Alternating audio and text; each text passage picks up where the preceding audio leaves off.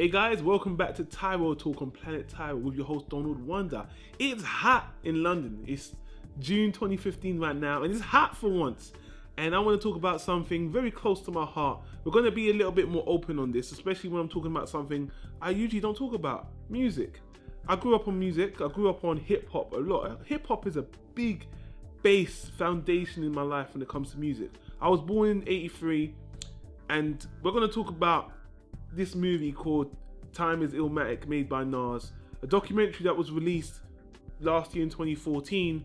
Now we're starting to get a home release, which is how I got my hands to see it, and it's in celebration of the 20th anniversary of Illmatic, which is held to be one of the greatest hip-hop albums of all time, one of the most influential, fundamental, and just lyrically, musically amazing musical albums ever. It's just mind-blowing, and by one of the greatest rappers, lyricists of all time as well. I'm a massive fan of Nas. He's actually one of my top lyricists, but even I have my criticisms about him. But I'm gonna talk about the documentary for those who are interested. Then I'm gonna get more personal and talk about my feelings on Nas, my favorite tracks, and all this other stuff. So I'll leave a disclaimer. You can leave if you don't want to hear anything, my personal thoughts on Nas. But let's stick to the documentary at first. So this documentary is a celebration of Illmatic. As I said, one of the greatest fundamental hip hop albums of all time.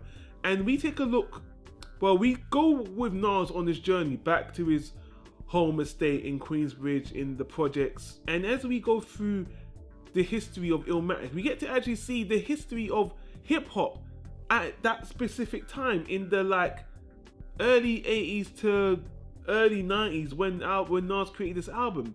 We get to see how it all came together. In some cases, we get a track by track breakdown. There's only 10 tracks on Illmatic, by the way. So 8 of the tracks we get to hear from the producers, the creators. We get to hear from Nas. We get to hear from Nas's brother. We get to hear about, like I said, some of the early things about Nas's rise in the hip hop game that I never even knew about, even being a very big fan that has followed Nas's career even up to this day.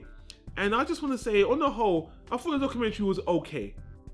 Hip hop documentaries, I find them to be kind of meh. The last one I saw was the Tribe Called Quest one, and that was good. It was only the content of that documentary that was disappointing, to know the inner workings of the group and how they're somewhat dysfunctional. I was disappointed just to find out about them personally, but it was still a very revealing and very interesting biography. Now, music biographies in general, I heard a lot of them are hit and miss, so it's not just hip hop, but this is the second biggest one I'm seeing, and I just want to say, it shot really well. I mean, it looks really good, and it's 2014, so the guy who directed it, I forgot his name, I put it on the screen. He was competent, and he does a lot of good stuff going back to the projects, and we don't get a lot of interviews. Nas narrates the whole thing, which is cool, and he doesn't do a bad job. On the whole, when I came away from the movie more knowledgeable about Nas, which is what the movie should have done, what the documentary should have done. It did its job. I don't really have any criticisms. It was about an hour and 20 minutes. If you're a fan of Nas, if you're a fan of hip hop, I would say check it out. I mean, overall, it does a good job at what I wanted to get from it. Did I feel wanting after watching the documentary? Not really. They went in depth a lot, and I will say that the producers that made Illmatic, DJ Premier, Pete Rock, Q-Tip, Large Professor, they all show up in person talking about it. We see a lot of good footage from back in the day as well, and we get to hear from Nas's father. His family life is somewhat interesting, but I felt that it was honest. I felt it didn't feel contrived, and I did feel like I was hearing from Nas directly. So again, on the whole, I like it. I think it was just honest. It was kind of short anyway. It's not spectacular, and Nas's career, which I'm going to speak about my personal reflection on, was better in the early days when he started out. Later on, it got a bit glam, and now hip hop is just completely different. But what can I say? I guess I was waiting for this documentary for a while to come out, and not a lot of people are speaking about it online. But I just want to say, Nas, he did really well for the hip hop industry.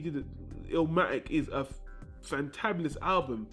But I'm gonna leave it there, guys, because now I want to get a bit personal, because just in case you want to know a bit more about my experiences with Nas per se, because there isn't much more I can say. It's a very short documentary. I would say, like I said, check it out if you're a fan of Nas, if you're a fan of hip hop. But now getting into my personal feelings about Nas and stuff, which if you want to leave now, because I'm sure I'm going to piss a lot of people off right now. You had your chance. Nas is one of my favorite lyricists. I mean, what you're talking about written lyrics, phenomenal. The way he constructs rhymes together, phenomenal. My favorite Nas album is not Illmatic. My favorite Nas album is It Was Written, the second album. Now, Illmatic is a better album. Illmatic is a more influential album. Illmatic has better tracks. Yeah, better tracks, I'll say. The reason why I prefer It Was Written than Illmatic is because Illmatic is a collection of amazing songs. It Was Written is like a soundtrack. Dr. Dre helped produce this album, and then from beginning to end, the album has a theme, one theme. That's why it's a very good second album, because when you play the track from beginning to end, it's got the same kind of production, the same tone, very good. The lyrics are just as amazing. Nas never have a problem with lyrical content, but the production is phenomenal. The tracks aren't as iconic as Illmatic, but the thing with Illmatic, my only problem with Illmatic is the tracks aren't synergetic. You can't play, there's tracks I don't like on Illmatic, like One Time. I've never been a big fan of One Time on Illmatic. On It Was Written, I like nearly every track. I can play the album from beginning to end on repeat, on and on. But it's personal favorite. That doesn't mean it's better than Illmatic. It just means I like It Was Written better. If you're talking about all the other Nas albums, very hit and miss. I Am, the next album, very hit and miss. And that's when Nas started to get a bit glam. That's when, he started to get that money and he started to dress up and, Puff Daddy, R. Kelly. His career started to wane. QB's fine. He started to get a little bit more glam, a little bit flashy, even though hip hop was going, it wasn't just him, a lot of rappers were going in that direction, but his lyrical content was steering away from that ghetto storytelling and was getting more into, I got this money, the firm, this, that, and the other. But the lyrics never went down. But Nas's career, even after one of the best things that happened to Nas, in my opinion, was Jay-Z. And what I'm talking about is when Jay-Z dissed him. Because even Jay-Z called him out that he's fallen off and he ain't making good music. And then after, because Nas was really going down, that Nostradamus album was a piece of shit. I'm sorry. Critical.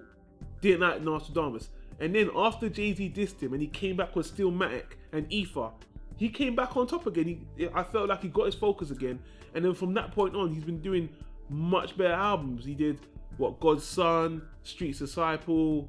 Hip Hop Was Dead. I didn't like the album. I thought it was... Anyway, and then lately, the Nigga album, which again, and then the last album he did, Life Is Good, which again was but at the end of the day, Nas is one of my favorite lyricists. He's got two of my favorite. It Was Written, Illmatic are in my top 10. Those two albums are in my top 10 hip hop albums of all time. And what can I say? Nas is a phenomenal lyricist. He's even on the albums I don't like, lyrically, he's so phenomenal.